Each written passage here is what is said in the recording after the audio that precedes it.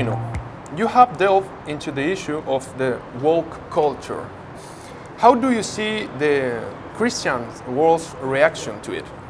On the other hand, playing the role of the devil's advocate, a self-criticism could lead us to say that Catholics have had their own woke movement and have built a kind of victimized identity around themselves. What do you think of such a statement? The woke revolution is, in a fundamental way, a rebellion against creation. It's not just the LGBT movement, but I think you could see it in doctor-assisted suicide, which is a rebellion against the conditions of our mortality. And I think eugenic, genetic engineering, which is very, very much on the horizon for us. So I don't think Catholicism can make any peace treaty with this rebellion. And I think it has to be resisted by the church. Now, as for a woke Catholicism, I think we need to be very cautious not to cast ourselves as victims.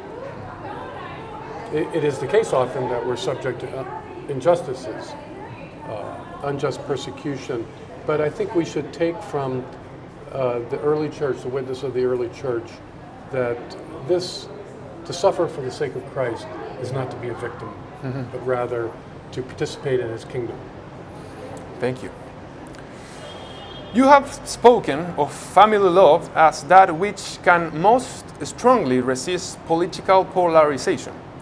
Does the so-called non-traditional families, such as same-sex couples, play a role into this resistance? Is it counterproductive or simply less effective in resisting such polarization? Or is it even part of it?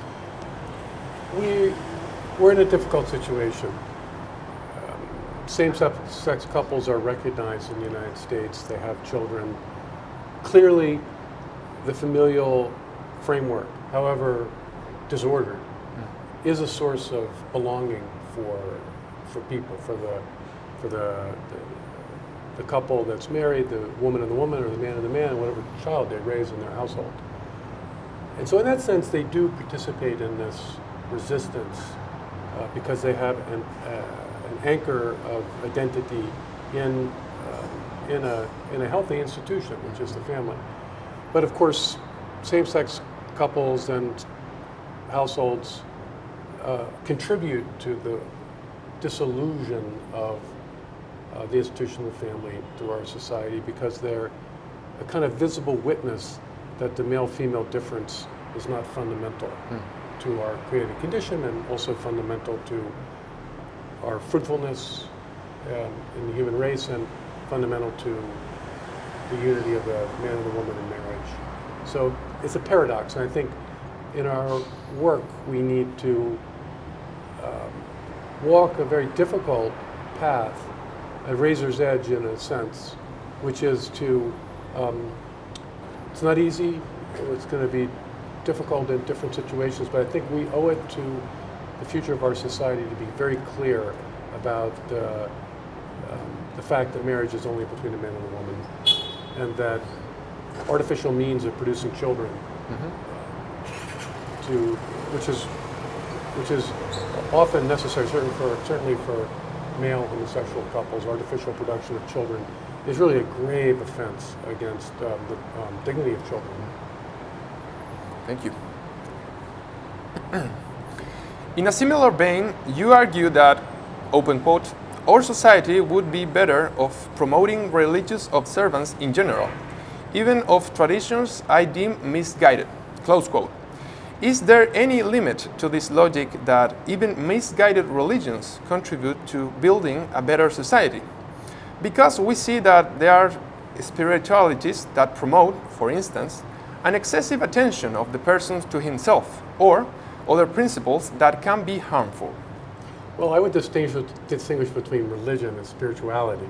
Spiritualities can be very much a self-care, self-affirmation, kind of a therapeutic spirituality. I don't see any positive role for that. What I mean by this is that, we have a natural knowledge of the existence of a creator and our duty to render to the creator the worship or honor that is due to him. And Judaism, Islam, under certain interpretations also, Eastern religions have this strong sense of transcendence. And I think that they can be encouraged in good conscience by a Catholic in a position of public authority on the grounds that in a pluralistic society it's better that people render honor unto the Creator than that they not do so at all.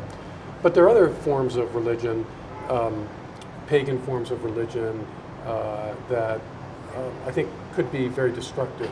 And I think it's permissible and maybe wise to severely curtail or even prohibit them. Animal sacrifices and things like that are a constituent part of some Caribbean cults. We have that in the United States, in Florida. And I don't see that because it doesn't embody the natural knowledge of God as a creator, as a one God, not many gods. Thank you. In your interview in the Chilean newspaper El Mercurio, you were asked about the risk of failing into nationalism and populism. You answered that, open quote, of course, strong gods can become perverse, close quote, but that, open quote, there is no perfect system. One cannot escape the need for virtue, close quote. Could you explain a little better what you meant by the latter? Modern, I think, whether it's Marxism or a certain kind of highly theorized liberalism, they're both, I mean, for Marx, if we can usher in the dictatorship of the proletariat, the state withers away, we won't need to have politics at all. And if we just get the right kind of flow of history, justice will be done almost automatically. Or in certain kinds of liberalism, if we get the right constitutional system, or for a certain person like Milton Friedman in economics, if we just have markets organizing society, we won't need to govern.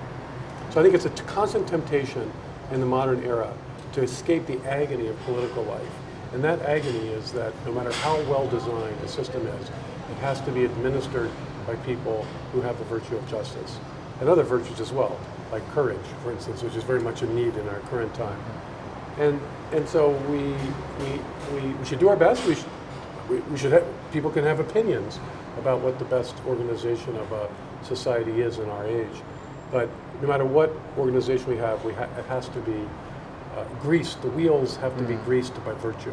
Otherwise, the wagon won't roll. Thank you. Finally, moving on to a much more local topic. What could you tell us about the situation in Chile and the constitutional process? How do you see that the return of the strong gods could be configured in our country? Well, first let me say you should always beware Americans who are telling you what's what and what to do, because we're very bossy throughout the world. So take that as a caveat to anything I might say. I can't speak to the details of the constitutional process because I haven't studied the matter. But in any kind of reorganization of political life, I think needs to keep in mind what I call the three great love societies. These are the pre-political foundations of a healthy society, and they are family and the nation and then the church, our religious communities. And so in any constitutional redesign, I think careful thought needs to be given on how to give proper support and freedom to those three elements of society. Now, obviously, the nation's the easiest because the Constitution concerns the structure of the nation, but family and church are pre-political realities, anchors of a person's life. And a stable, flourishing society would have strong religious life and obviously a very strong family life. Okay, thank you very much, Mr. Reno. Well, thanks.